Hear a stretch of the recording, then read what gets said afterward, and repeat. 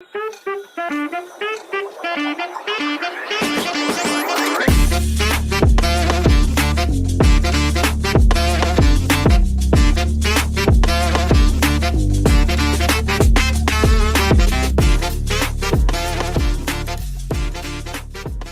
going on, everybody? Welcome to the Alex Cuesta Show. How's everybody doing out there on this Wednesday, December 7th? No, Thursday. What the hell? Thursday, December 7th, 2023. I threw myself off there, Dave, because I didn't write Thursday. I absolutely suck. And that's a great way to start off episode 102. Hello, everybody. Hi, David. Hi. How are you? Hi. I'm actually just waking up because I was dumb enough to trust a nap. And in my stupor, that beginning music sounded a little up tempo compared to what it usually is. So I'll be there. I'm going to catch up. Don't worry. I mean, it's supposed to sound up tempo though. Like the point of the music is to but it sounded a little more up tempo. Like I was like, man, that's going pretty fast. So what you're saying is it would be really good if we made loud noises the whole time. That would be no, actually, go ahead. It might wake me up. I was going to take some Excedrin and I almost choked and threw up on it. So that's how this night's going already. This is going good. All David needs is some wine coolers and some hookers, and he's in. Yeah, it'll work. Yeah, I'll be GTA 6 from there. You wouldn't be the first MMA fighter to throw up on some pills. That's very true. That is very true. So before we jump in, you heard our guest over there, but we're gonna jump in. Before we jump in, give us a like, share, follow, subscribe, rate 5 stars on Spotify and iTunes. Spread this word of mouth. Go find us on the socials at the Alex Cuesta Show. Yes, we have not had a good start, but we had a great guest last week. Go back, give our show a listen, episode 101. We had Mara Macy. She is a congressional candidate coming out of Florida for District 5. She's fantastic. Really big on, a bunch of the Army stuff because her husband, Ted Macy, was a whistleblower for the medical side of things with the vaccine. So she's a good, strong patriot. Go give her support. Go find her website. I think it's Mara Macy for Congress. I'm terrible at that type of stuff, but go follow, go look for her, go find her on X/Twitter, Mara Macy. You can't miss her. So this week we have a fun show. It's always good when we can kind of let our hair down. And with David kind of has enough hair to let down, but we can kind of let our hair down and, have a good friend on and someone that has, I think, been on every single podcast that I have ever had. I think he has been a guest there. He's Mat Santos. He's one of our good buddies. What's going on, brother? Not much. How are you? Doing well. Now, Matt, I don't want you to be subdued today, okay? I want you to be the real Mat Santos because we have some good topics to cover and we can go for a while. And I want to jump right into this first one because you're an asshole and so is David, and you guys just want to piss me off right out the jump. What did I do? Right out the jump, you guys want to make me angry because we are going to talk about the college football playoff. Now, for those that don't know, the committee has made this an irrelevant year. This playoff does not count. And it is fitting because it is the final season of the 4-team playoff. Now, what am I talking about here? I am a Florida State football fan, also Rutgers. I'm from Jersey, so I support Rutgers, but Florida State I've been a fan of for a little while now. And they should have been in this college football playoff. They are 13-0. They are an ACC champion. They did their job. They have the third strongest strength of record in the whole entire country. And they didn't get in. The teams that got in: Michigan number 1, Washington number 2, Texas number 3, and stupid fucking Alabama number 4. So, and again, Florida State 5 and Georgia was 6. So let's round this out. Santos, what do you think about the rankings, the top 4, and Florida State, and what happened to them? I mean, there's no point to play the games anymore. We might as well just pick 4 teams in the beginning. I had no idea what your response was going to be, so this is an interesting way to go. Florida State should 100% be in. I feel bad. I forget the kid's last name. I know his first name's Brock, the quarterback, the third string. I mean, he didn't have a chance in hell against Louisville, but either way, I mean, why do we play the regular season games? Just to say that Jordan Travis got hurt, now you're not in?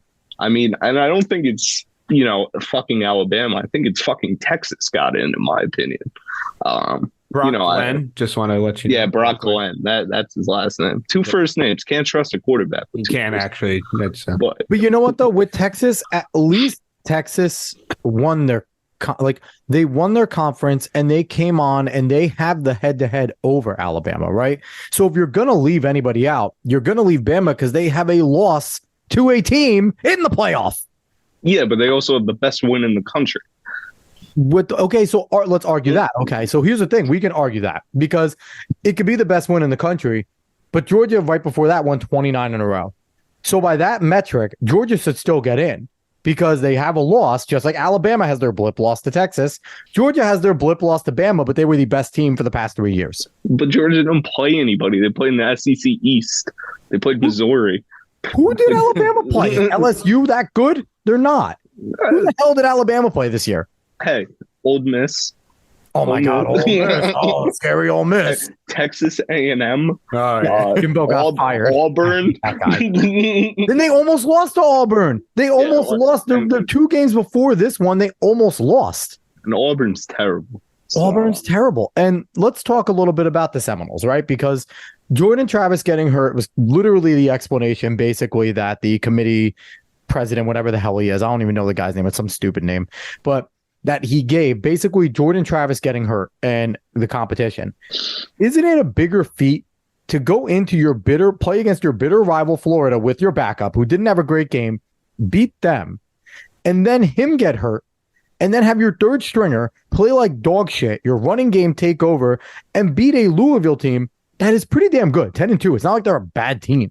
They're a pretty damn good team. To come and beat them, have the best defense in the country over the last 2 weeks. I'm not going to say overall, but that defense has come on extremely strong. Isn't that more impressive than a full-strength Alabama beating Georgia? And it wasn't like they destroyed them. They beat them. And also, Florida State beat Louisville by more than Michigan beat Iowa. So what are we doing here? What are we doing here? Wait, no. Florida State won 16-3, didn't they? Yeah, and Michigan won 28-0. No, they didn't. I thought it wasn't. No, they won like 28. No, it was pretty lopsided. Either way. I agree with you. Florida State should be it. Yeah. I think Texas should be out. I mean, that's just me personally. I don't care that they beat Alabama in week 3, to be honest with you, or week 4, whatever it was. But then again, then why do we play the games? Well, I mean, it's how you finish, isn't it? How did TCU get into the playoff? I mean, did TCU have a chance last year? No, Has not Notre really. Dame had a chance ever? No, but they got in because they were undefeated, yes. Which is why Florida State should be in. Agreed. And and I agree. Stephen A. Smith had a really good point. If Deion Sanders was the head coach of Florida State, even in the same situation, they would be in the playoff right now. And I 100% agree with that. Because this is more about selling tickets, making TV better. It is not about actually who deserves to be there. And you're right. Dave, what is your opinion on this? On the outside looking in, not really, you're really just starting to get into college football more this year. You started following the Mountaineers, West Virginia more, but you're paying attention more than you ever have, really. Yes. So what is your opinion on this? Well, I mean, I generally agree with you guys. I think it's unfair. That's what it is. It's mainly unfair for FSU to do everything that they can possibly do as a Power 5 team and not get in. I understand the logic of look, the team is not going to be as good as it was, but still, when it comes down to it, the team found a way through losing their starting quarterback and found a way to win the games to go undefeated. Even though it wasn't like it was a lot, they still did it. And I don't know. I feel like you reward that, but I also did see someone say, since this is their last time in this format where the committee has to go ahead and do this, they just basically decided to go for what is the possibly most entertaining, because we're going to do complain about it next year with them because that's not a thing anymore. I mean, but the thing that is their big caveat that they always could do, and this is so they can always fit an SEC team in. We're going to put the 4 best. It's quite literally so they could put an SEC team in every time. Because if you were going to say the most deserving, then we might have not seen an SEC team in a few times over this past decade. Because there's been a few times where they weren't the most deserving teams, they were one of the best, but not the most. Just because you win the SEC doesn't mean you're more deserving than other teams. I don't care. The SEC is not the juggernaut everyone makes it out to be. You have fucking Vanderbilt and Tennessee there, okay? There are garbage teams in there. Outside of they're top heavy. They have 3 really good teams. That's about it. I'm tired of hearing about the SEC. You take any team outside of LSU, Georgia, and Alabama and put them into any other conference, they get shellacked like every other mid team does. It's nonsense. The SEC myth is nonsense. And that's why they put the best teams so that they can sneak an SEC team in there. Now, Santos, there's been a lot of people, there's been Florida Congressman Rick Scott has taken, wants to have meetings on Capitol Hill about this. Ron DeSantis, the governor of Florida and presidential candidate, is saying that Florida State should sue the committee. I believe Florida State should sue the committee, the NCAA, and ESPN. And because here's my thing. I don't care about where the suit goes. I want there to be discovery because I want them to let loose all the records of what was said in that room. And if being in the SEC, their relationship to ESPN had anything to do with this decision with Alabama, because let's be real, SEC and ESPN have a deal. The committee obviously has a deal with ESPN because that's where they let all of their release out. They don't release it anywhere else but ESPN. How much did that go into play with Alabama? It's a conspiracy, but I think that we should be able to find out. Obviously a conspiracy. I mean, what are you going to sue them for? They didn't pick your team. I just don't see how it would ever get to a judge. I mean, you could sue him because there's precedent set with the way the playoff has been over the past 9 years. And that what do you get? What is your reward? A fraud, a corruption. It would have to be monetary. I mean, absolutely monetary. And if Alabama wins the championship, it's automatically stripped because they're a fraud. FSU gets the national championship. No, they don't get it. They're just a vacated championship. It's so much better if Alabama beats Michigan, though. It's just so much better. At this point, I'm amazing. No, I would find it funny. No, John Harbaugh could go F himself. It's funny. So, Santos, do you think Harbaugh stays? Win or loss, or do you think he's going to the NFL? No, that clown's out. He's a failure. He's a loser. Yeah, and I don't want him coaching in the NFL either. He beat Ohio State 3 years in a row. That is quite literally. It doesn't matter. It doesn't matter what you do. That's going to cost Day. Yeah, he beat Ryan Day. He's going to get fired. He didn't beat Urban Meyer. Urban Meyer beat himself by fingering a girl's butthole in Jacksonville. Okay, with their jeans on. That was really weird. But I don't know. Harbaugh. So if Harbaugh wins a championship, I think he stays. But the times Ohio State beat Michigan, they won a national championship on them. Agreed. But I think if Michigan stays, if Michigan wins, he'll leave if they lose. I disagree. I think he leaves either way. He's an egomaniac. But what does he have to prove? He's already been a great NFL coach. What? Great, my ass. He had 3 playoff seasons, got lucky and got to the Super Bowl because the lights went out, and that's really the end of it. He made Colin Kaepernick look competent. Alex Smith looked competent, and then he went to KC and did it again. So I don't know what your point is. So here's the you don't think Harbaugh, being an egomaniac, if he wins a national title this year, if he can go after Bo Schembechler and become the greatest coach in Michigan history, if he has that chance, if he could think he can get on a roll after this, don't you think doing it at his alma mater would make him want to stay longer? I honestly, John Harbaugh only cares about John Harbaugh. I don't think real quick, cares. Jim. Oh, Jim. Yeah, either way, that's what I think of. That's why I just say Harbaugh. Honestly, because I can't say it wrong. You never distinguish. You don't remember. I hate the Ravens and Michigan, so it's all right. You just hate the Harbaughs. I mean, they're kind of assholes, don't you think? I mean, I never met them, but one of them's actually won something. The other one hasn't won shit. All he did was play quarterback for Michigan, and then he went back there as the coach. And we've been told they're really good, but then they got blown out, by 30 points to Georgia? Yes. Come on. And they lost to TCU last year. That's the funny one that we'll say. Here's the thing. If they run the table, if they beat Alabama, then I think there's a good chance they win it because I think they do beat Washington and I think they do beat Texas. Outside of Washington and Texas have better quarterbacks. Yeah, but they don't have better defense. Actually, they have Michigan actually all 3 incredible. teams have better. quarterbacks. No, Alabama has like 9 quarterbacks. They don't have a single one. Now Alabama's quarterback sucks. I don't even know his name. Yeah, he's terrible. But I mean, so is the Michigan quarterback. McCarthy's not great either, but he's been better in what they've had. I mean, what is he competing with? Shea Patterson and Leighton Spates? like, I don't even know if that's the guy's name, Spates. But so, gun to your head right now, who wins the national championship? Alabama. I hate you. Gun to your head, David. Who wins the national championship? You know, I'm going to go Washington. I want to see that happen. Michael Penix Jr. Yes. I'm going to say Florida State.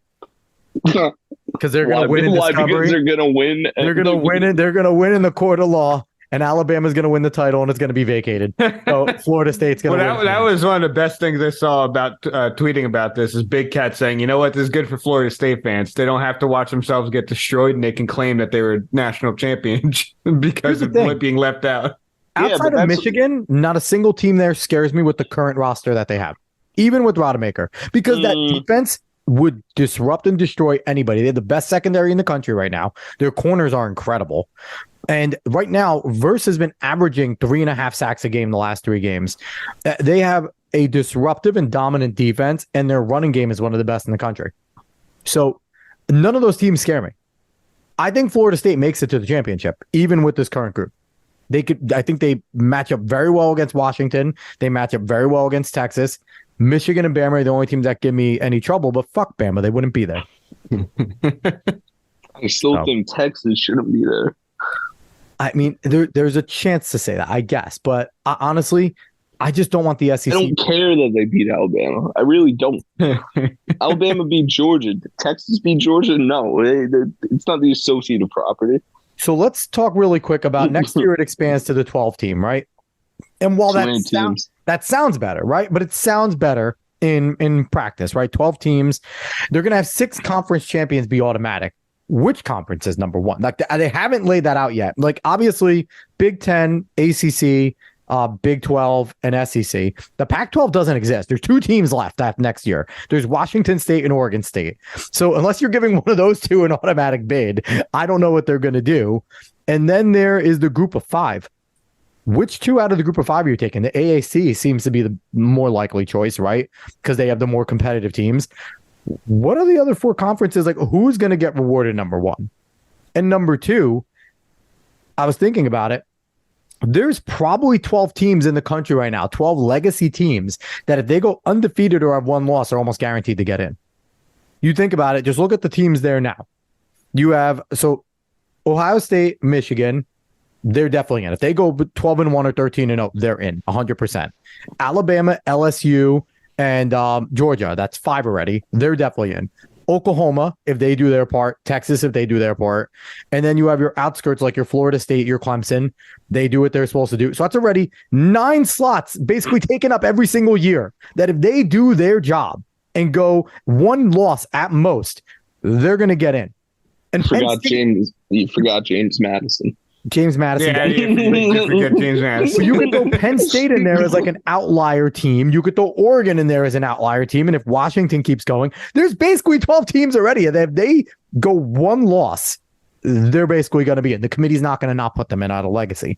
And USC, UCLA, those are 2 other teams. Like, so does this actually matter, Santos? Are we just still going to see the same fucking teams from the Big Ten and SEC? No, because now we get to see Penn State and Ole Miss lose. So that's really all I'm looking forward is for Penn State to finally get their moment and lose by 35. That's really just what I've been waiting. These Penn State fans in Jersey don't like you. I don't care if you went there. Where are you from? Like you. Oh my God.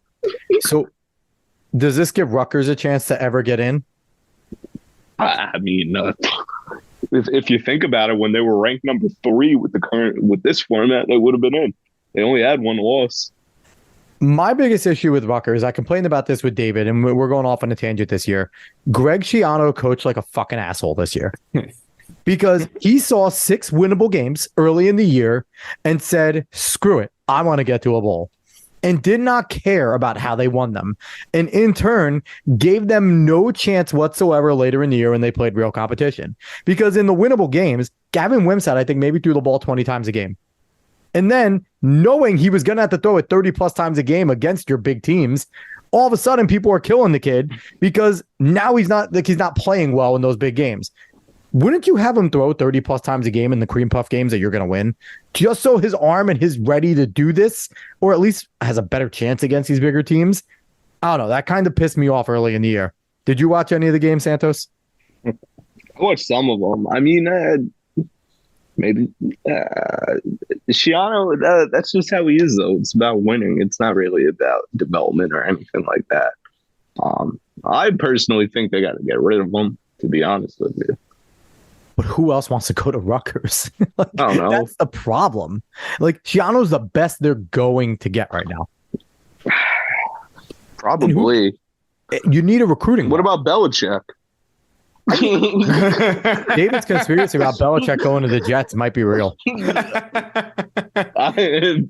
trades Salah for Belichick, and so Belichick can coach Aaron Rodgers and get one more title. I had an insane conspiracy theory about that. One day I was just like, what if this dumb shit happened? He's going to Tampa Bay to win. And then, what would happen is... I'll go there. What would happen Everybody is wins. Belichick would come here, and then he would tear his Achilles on the turf field and have to be out. That's what would happen. Jesus. It would just be like that. So I want to move on because you thoroughly made me angry. Florida State is a national champion. Let's go on to some happy days. New York Yankees, Santos, is the evil empire back? Are they going to be the evil? Does it seem like they're at least trying to be the evil empire again? Like I don't like it. I don't like the Soto name. trade. Alex Verdugo, who could still get fucked, but he's now a Yankee. What do you think of what Cashman's been doing after kind of being a psycho during this year, talking shit about all of his players? I like it. I don't like the name Evil Empire. Never have. To be honest with you, it's not my fault. We have more money. Just spend it. So, but other than that, I mean, it seems like a good thing. I want to see what happens with Yamamoto. I mean, maybe we're back once we get him, but I still got to pay Soto. I mean, that's the big thing. I mean, if he's here for a year, we lose, and then he goes over to the Mets. I mean, yeah, so it's a waste of time. Do you think Cashman made this deal without at least a verbal agreement from Boris to really discuss a true extension? Scott Boris does not make verbal agreements. I know. Soto's taking the most money unless Soto wants to be a Yankee. And he tells Boris to F off.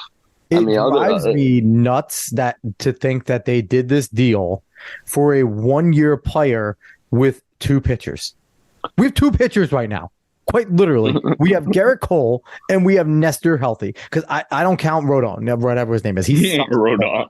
Rodon. He's a Godzilla character. I was going to say. Rendon, whatever. He sucks. He sucks, okay?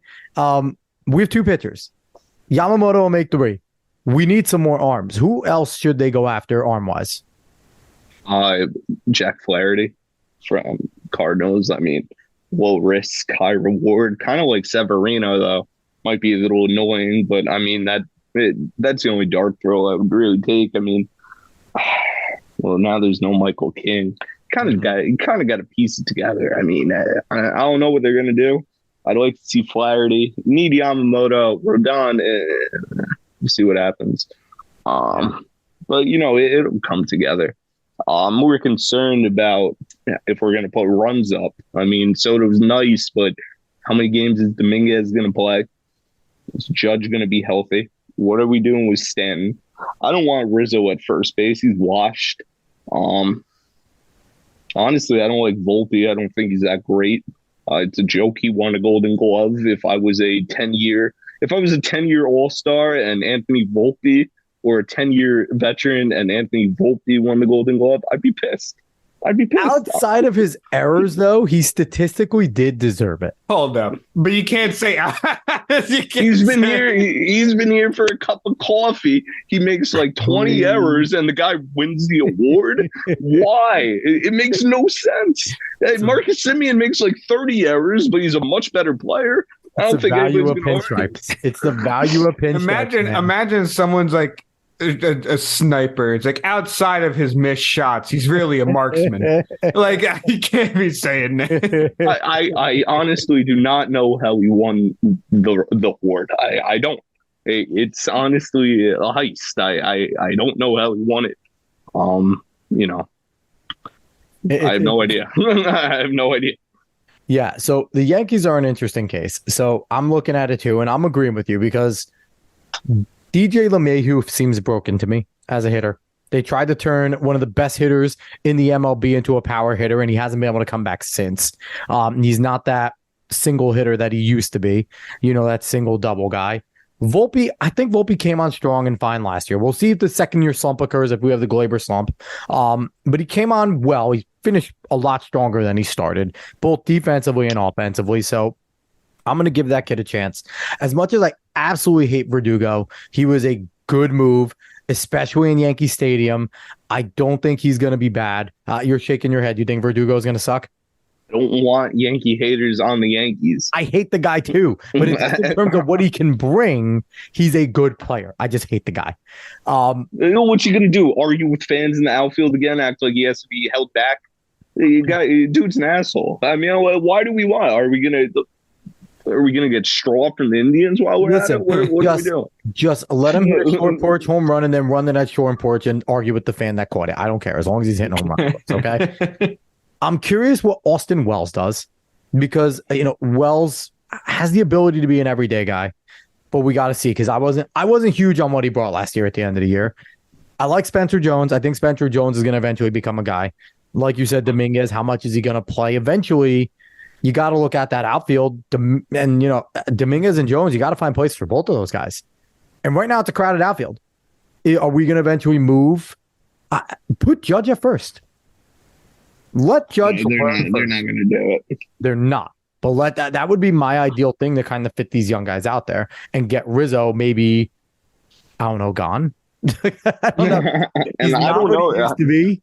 I don't think Judge wants to do it though. That's the other thing. Not quite a captain then. Fucking do what you need to do. Not quite a captain. Need to do what you do for your team, man.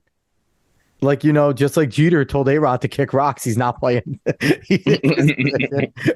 I mean, there's a difference. I was Mr. October too, so. A-Rod's the better player, though. Arguably. Better shortstop. Probably more talent. I don't know. But listen, Jeter has more highlight plays. Jeter has more historically I can jump throw, too. You ever see me throw across the diamond? Not just like cool, him. Though. But you wouldn't get Cecil Fielder out. I don't even know if you remember who Cecil Fielder is. He was just a fat guy that only hit home runs. I'll get Cecil Fielder and Cecil Fielder Jr. out. Hey, Cecil Fielder Jr. had a little bit of giddy up, okay? He had some giddy up. He was bigger than his father. And he could move it, all right? He could move. When they would time him around the bases on ESPN. You kidding me? They used to time him the first. That's a lot. It was amazing. He hit it inside the Parker once and they timed it. It was big news. It was big news. It was amazing. It was like Big Sexy hitting his first home run when he was with the Mets. Big Sexy is not a good guy. Listen, guy had a whole secret family. He's been doing black tar heroin. That just means he's double the good guy. That's all that means. If he could find a way to make it work. She sued him. and you know what he did? Instead of hiring a lawyer to remain anonymous, he represented himself. That's incredible.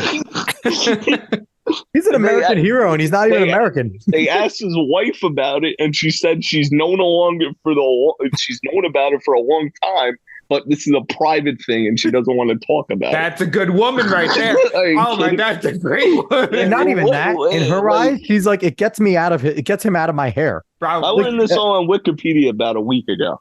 So. Honestly, I don't get guys like that. Like, why would you want a second wife and a second family? One's hard enough, man. Like, one wife, one family, a second one. Like, that's a lot of dedication. Maybe he's a better man than we think he is, okay? I don't know. I mean, it was kind of on the way home, if you think about it. I mean, if you're going to the Bronx, you got to think he probably lives on, like, either Midtown, up here. Yeah, he might live in the Village, but either way, Washington Heights right there. So you go right over the river. You're right there watching Heights. He's just seeing her on the way home. You know what I mean? Easy pit stop. Real easy pit stop there. Yeah, going out to dinner with the boys. Not really, but Saturdays are for the boys. My other boys, my other young boys, my other children that I have. Yeah, my other 6-year-old son. New meaning for Saturdays are for the boys. What do you think the Yankees do this year? Are they a playoff team? Are they a championship team? 100 wins. I don't know about championship. Got to see what happens. But a little early. How many games do Stanton and Judge play combined? Oh, 15, 27? Where are we at? combined? Yeah, because they don't stay healthy. You're not. I don't think you get a full season out of both of them combined, or what's considered a full season, right? 90 How games. many games they play at the same time? Ooh, same time, maybe 50 at most. At most. Are you gonna get 100 games from either of them? I don't even think I could give you a number. Yeah, I think Judge gives us like 130 games. So Judge essentially gets you a full season because that's rest days included there. They get at least it gets a little close. injury nicks. Okay, it gets close. Stanton, I don't really know. Maybe 60 games. And we're paying him. How much are we paying him this year for 6? He might be worse than Jacoby Ellsbury because he's at least there. At least we didn't see Jacoby Ellsbury. He was out of sight, out of mind. We actually see Stanton. And he'll hit like a 700-foot home run, give us hope, and then he'll be like, "Oh, I chipped my toenail. See you in 6 months, bitches." It's like deserve to have the shit talked about him. We'll see. I mean, I don't think Stan's going anywhere. I'll put it that way. So hopefully he just comes along. I think that's all we could really hope for. We got a Bobby Bonilla Stanton. We really got it. We got to spread it out for 30 years. Get out of here. We'll Bobby Bonilla Day. We'll have a Mike Stanton Day every year. Oh, jeez.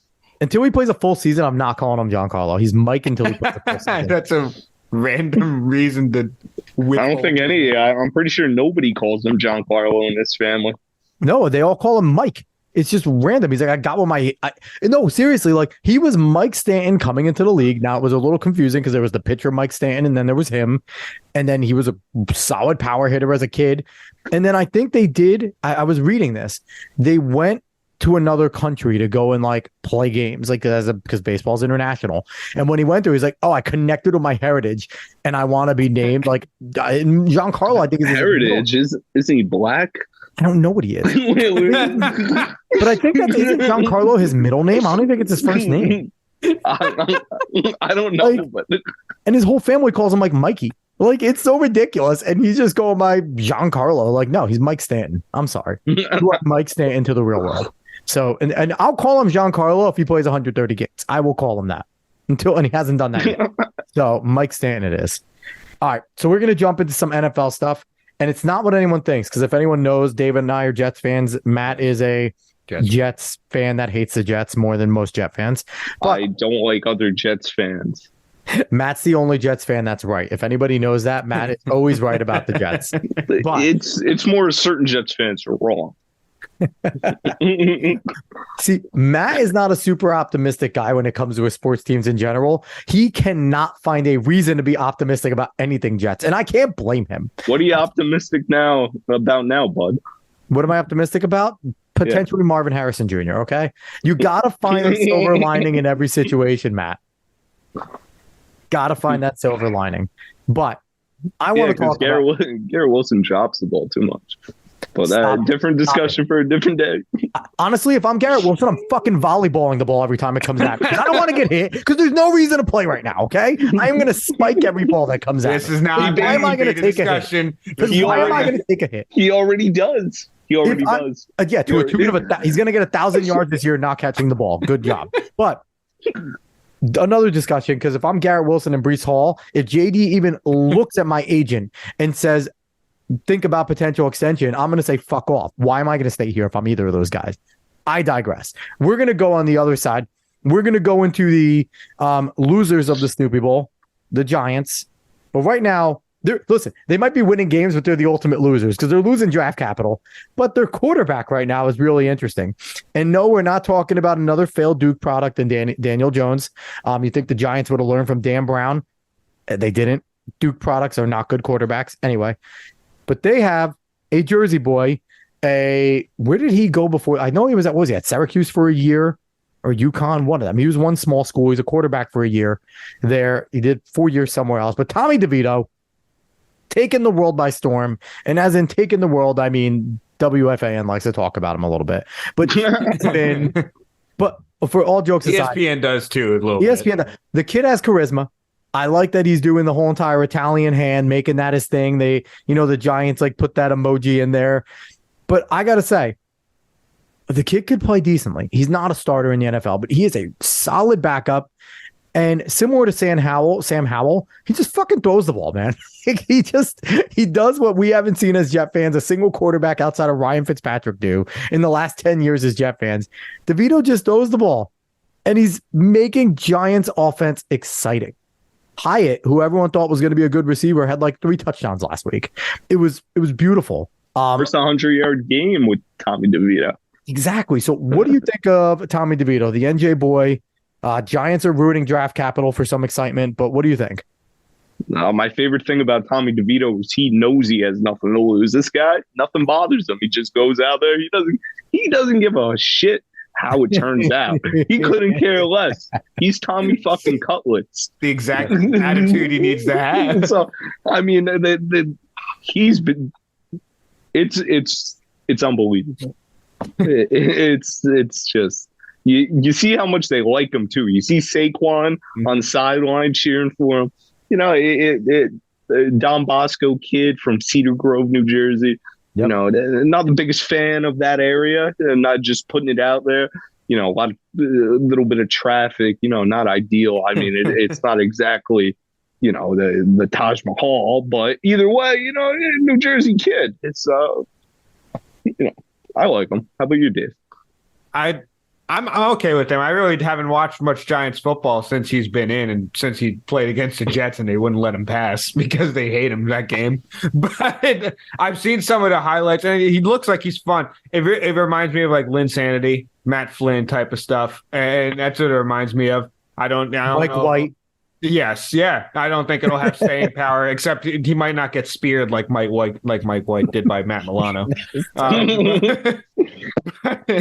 I don't think he'll necessarily have staying power, but I'm rooting for him. I mean, he's from Jersey, and honestly, some of the way people reacted to him saying, like, "Look, I come home, I have chicken cutlets ready for me, I have my laundry done." People act like he's some type of loser. Some act like some type of loser. No, what are you talking about? He's got an NFL contract. He doesn't have to do anything at home. It's awesome. And and the thing is too, it's like I love that he's coming in here. He's already better than Kenny Pickett. Like he is the best New Jersey quarterback already. Like I'm sorry, listen, it's like I know the hand size.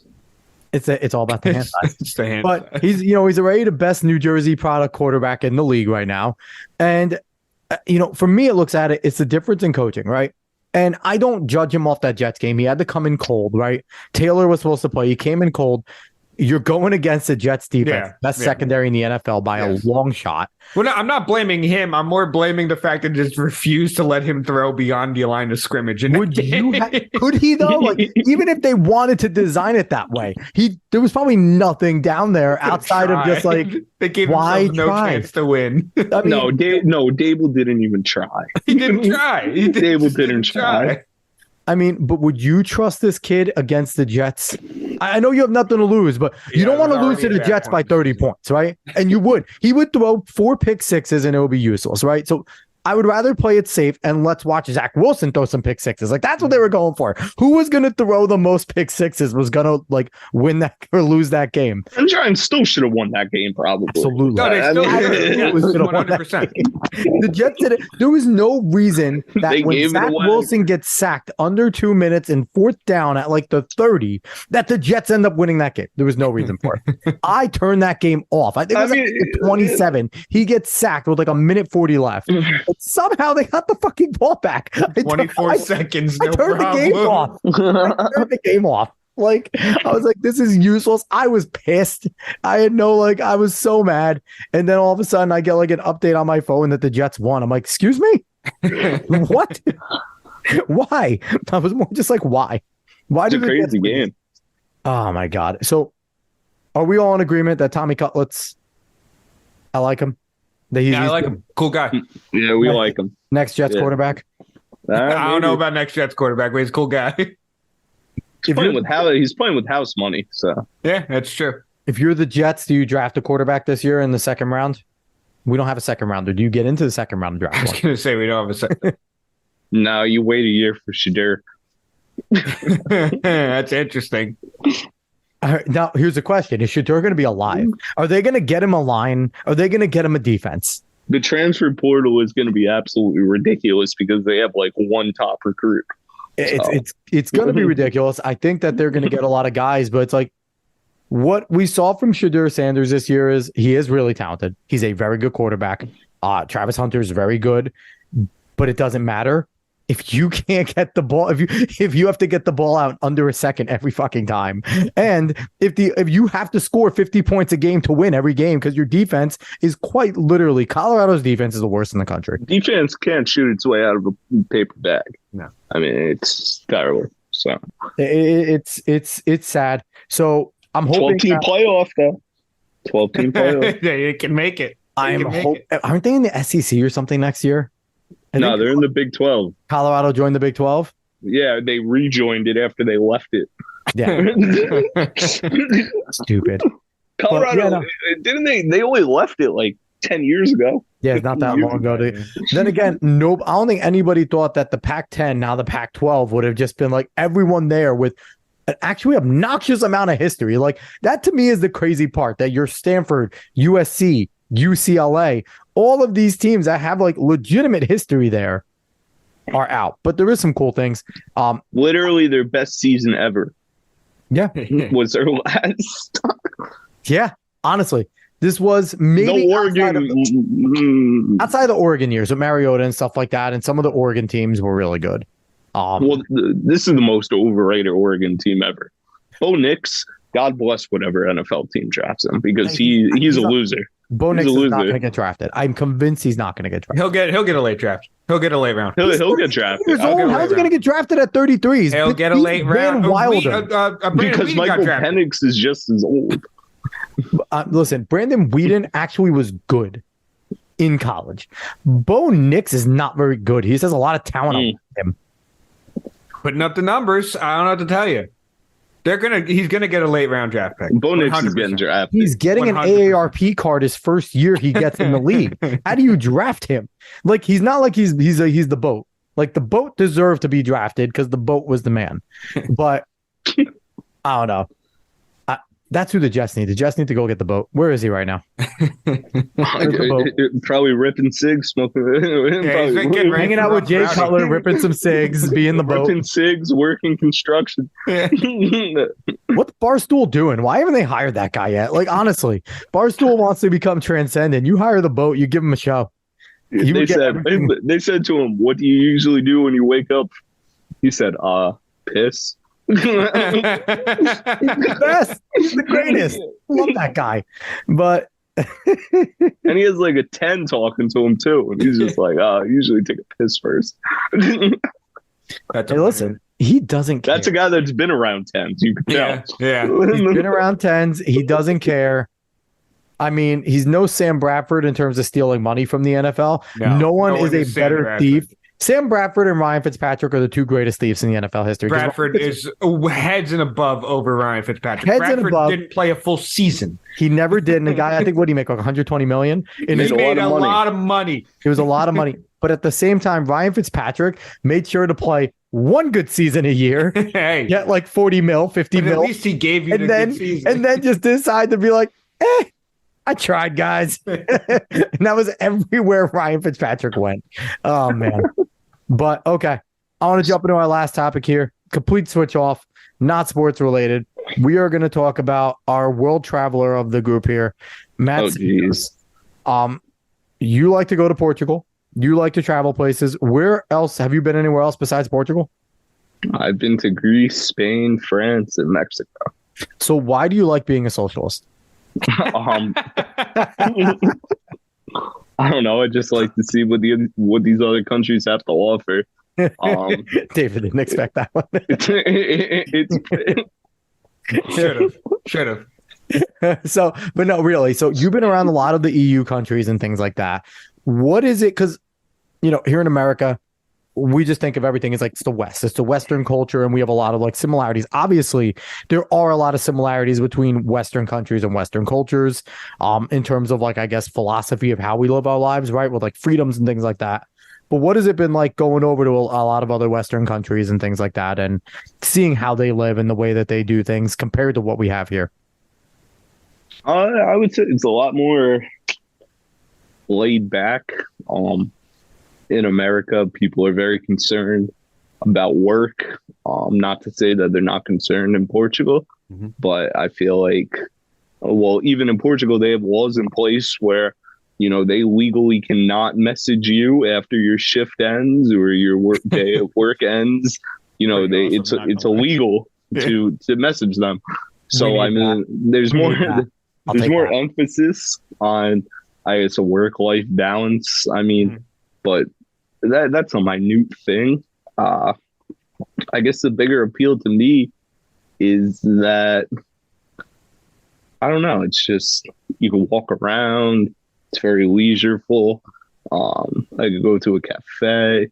Now I know that I'm seeing it through vacation to an extent, but I mean, when I look around, it's not like everybody else is on vacation. You've had extended vacations though too. It's not like you go there for a week. You'll go there for a few weeks, close to a month sometimes. So it's like, it's different when you're hustle and bustling for a week, but you're there and you're relaxing a lot of the times. Like you're getting into it.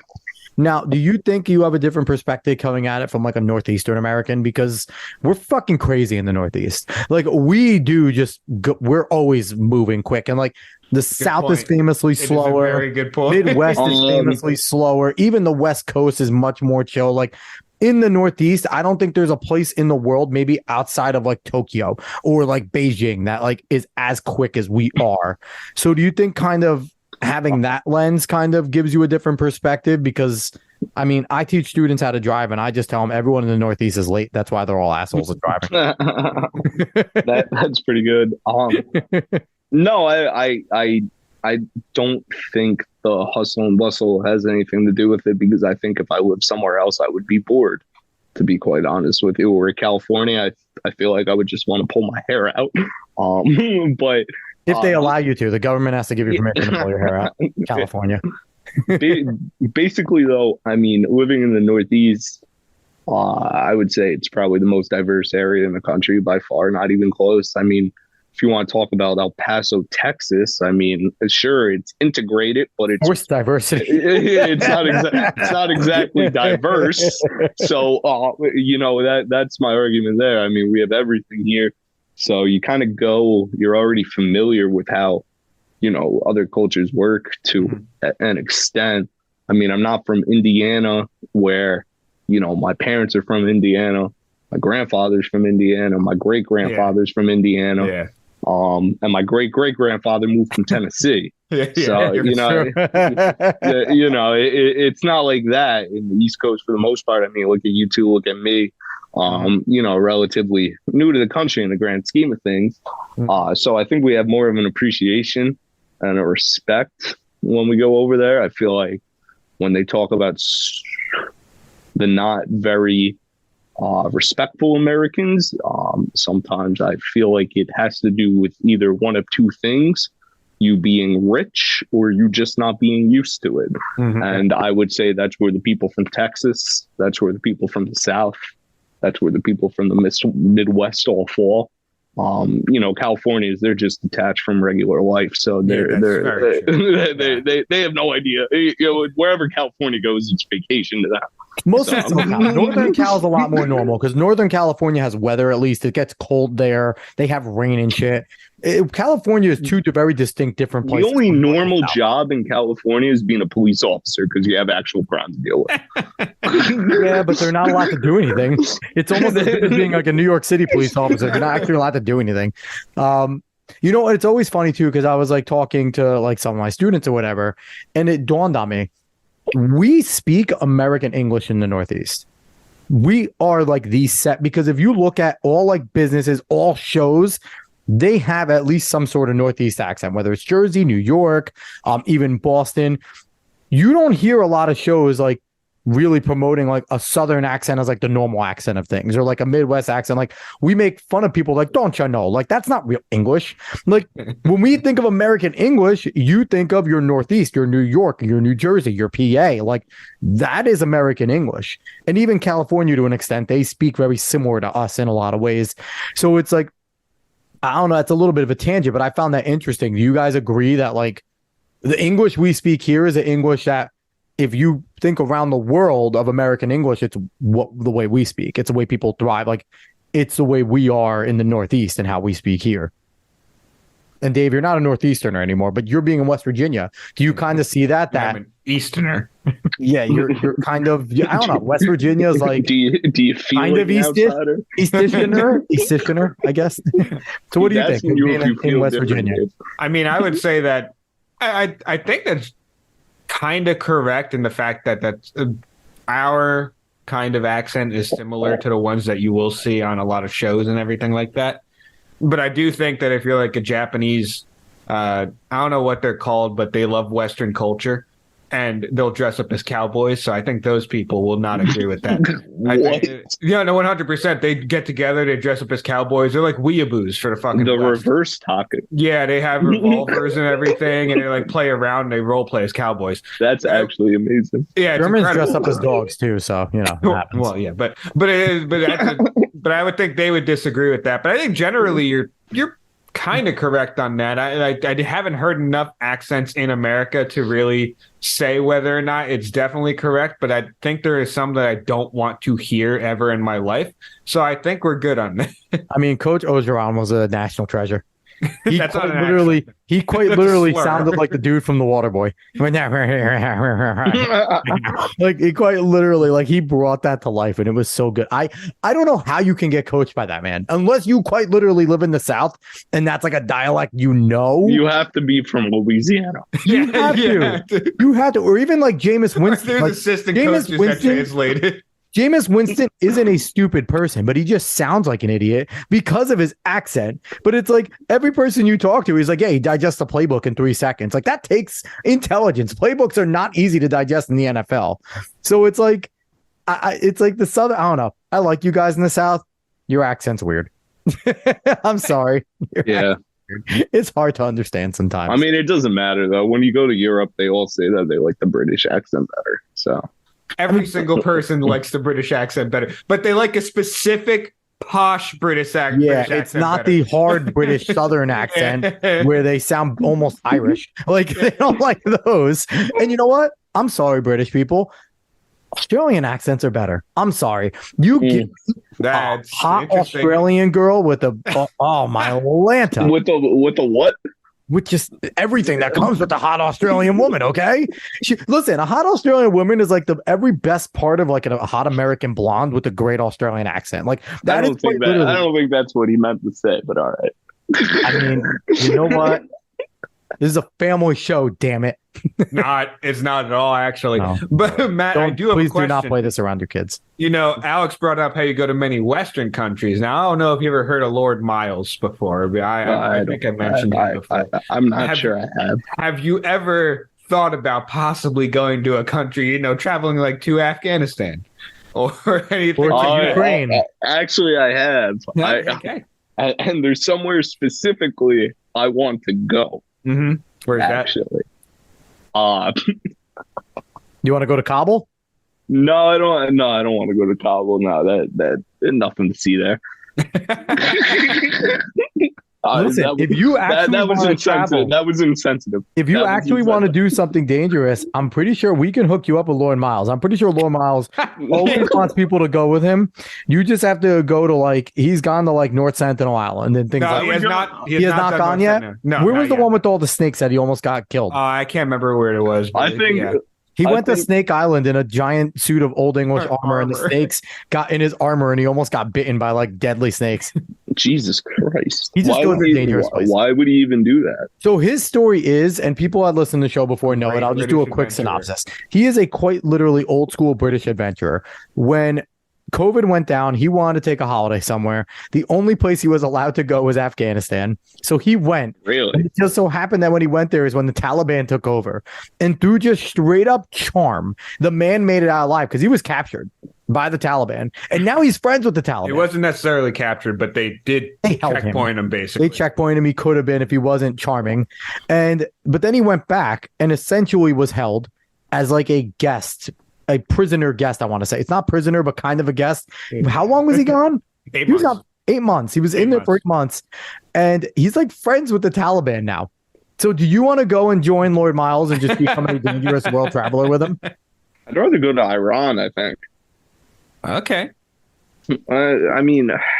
He likes going to conflict zones. So it's he did go to Ukraine. He went on the front lines of Ukraine and just went to start talking to soldiers. Out of nowhere. And then he walked across and started talking to Russians. He just doesn't care. He just doesn't care. You mean he went to Hollywood? So you think the Ukraine war is the moon landing, or you think that you're equivalating them? No one said that. No one said that. So Matt is a flat earther. All I'm the saying moon landing was real. All I'm saying is, how has Ukraine been winning for a year plus? They haven't. They're losing right now. Flat out. Listen, right now, all they're doing is destroying their own future. That's all they're doing. They're killing their young men and middle-aged men. Because is there a ceasefire? No. Because the Western countries won't let them have one. Because quite literally, Russia said, "We'll end this war if you pull your NATO bid." It's quite literally the easiest way to end the war is to pull their NATO bid. I don't even think they want to keep the Donbass of Crimea at this point. I think there's pull it, we'll move out. They should just pull it because they're not going to let them in anyway. No, they want to expedite. They haven't let them in for 8 years.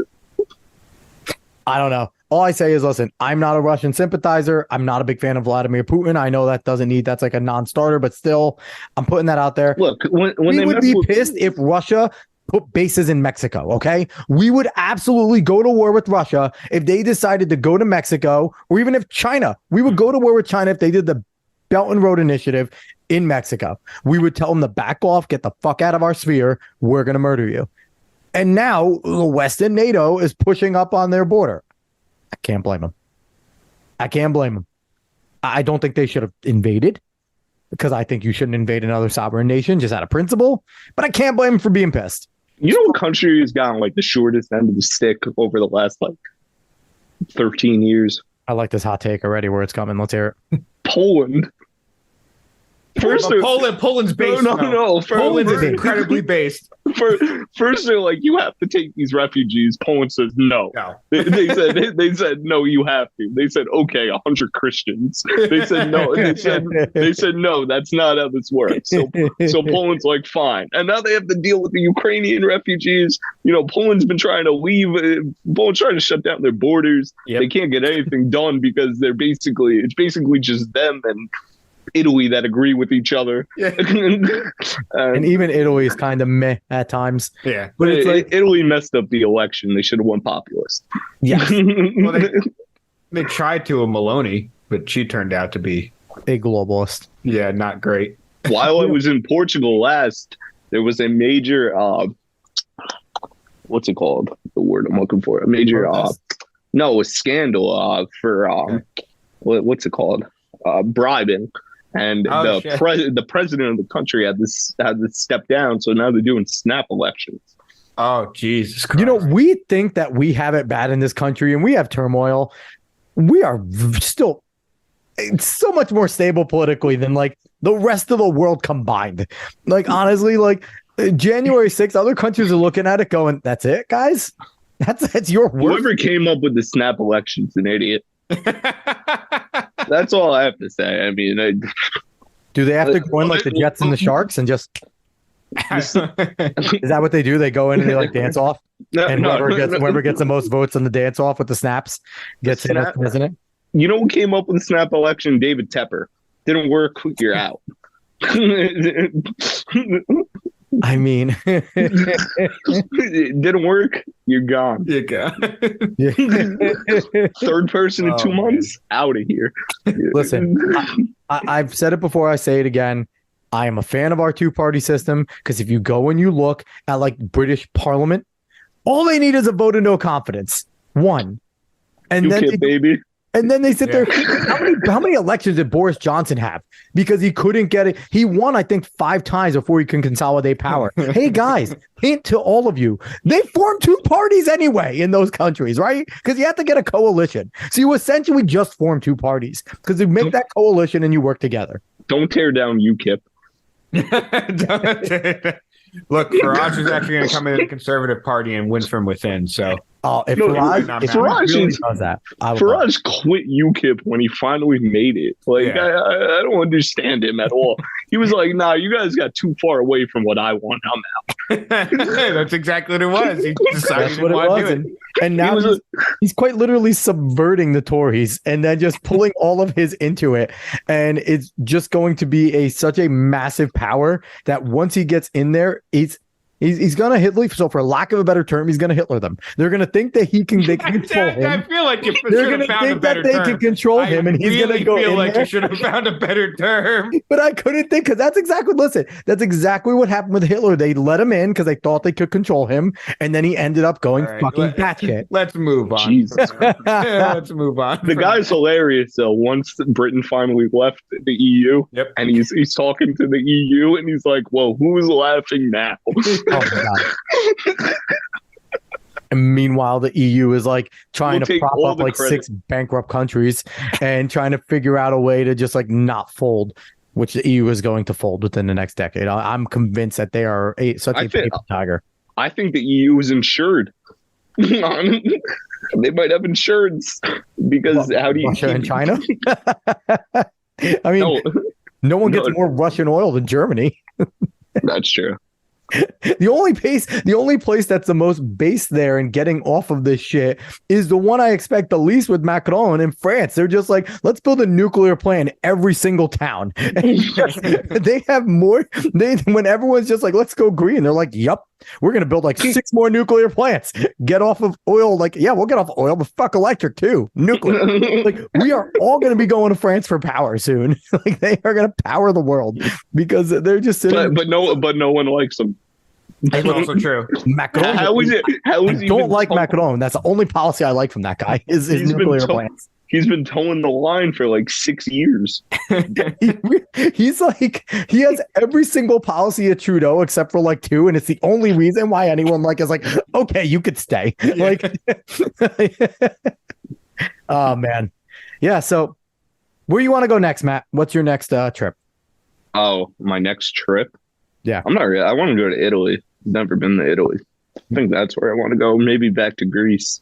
I think that would be fun. Think you should take David with you for a month, and you guys should backpack and just pull like a Euro trip, and then go get stolen in a hostel. I don't like some of the implications if you know that movie. There's some things happen in Euro trip that I would not want to happen to me or Matt. You absolutely need to go to the sex club. That's exactly what I was thinking about. I was like, I don't want to hit up that. You want the Hessel fucking Slagensluggen? Yes, yes. I'm going to get Dave drunk and leave him in Amsterdam. Do it, please. Let's see what happens. Hopefully he's not dead. Near Berlin. If anyone's never seen Eurotrip, you have to go watch that movie. It's a great movie. But yeah, so that's where you want to go. Italy, any place specifically? You want to go southern? I want to go to Venice. You want to have? I have heard Venice is not all it's cracked up to be. Before it sinks, Alex. Before it sinks. You probably should. It's kind of useful. So you want to go to Italy for the traditional mozzarella sticks, right? No. Yeah, and Oh my god. The very obvious tradition of mozzarella and the mac and cheese balls. Yes. So you'll be going to Seaside soon instead. That's going to be your trip. Going to Steaks Unlimited and going to get the classic Italian cheese balls. But I also want to go to Australia and Japan. It's just too much money. I want to. If you go to Japan, we can potentially plan a pilgrimage because I want to cosplay. Why don't we just go? Let's go teach English for a year, see what happens. I don't think I can leave my family for that long, but I could technically do that. Bring them. I mean, they're going to be. It'll teach them discipline. They're going to be weird as my kids as it is. I don't want to bring them to Japan too. That'll make them too weird. I might as well homeschool them if I want to make them that weird. No, no, they won't be able to assimilate because the Japanese is very racist, unwelcoming culture. Yeah, very natalist. They don't exactly run to greet you. We'll put it that way. Yeah. No. They'll just sit there and be like, more Americans that like anime, just rob them of their money by making an exact quote in Tokyo Drift is, why don't you go find a nice Japanese girl like the rest of you white people? That's literally a quote in Tokyo Drift. It is not incorrect. He said, like all the other white people in this country. I'm like, what? That movie was made today. That would be like the most popular line ever. They'd be like, see that? They're gentrifying Japan too. I mean, that movie, when you think about it, everybody's supposed to be 17. Those car shows are a little racy for 17-year-olds. We'll leave it at that. A bunch of fucking pedophiles watching that movie. Damn it. All right. Yeah, basically. Dave, do you have any non sequitur for tonight? I actually do. It is a complete non sequitur. Oh, boy. Matt, I know you grew up and you also watched cartoons. What would you say is your favorite cartoon from your youth? My favorite cartoon? Yes. Oh.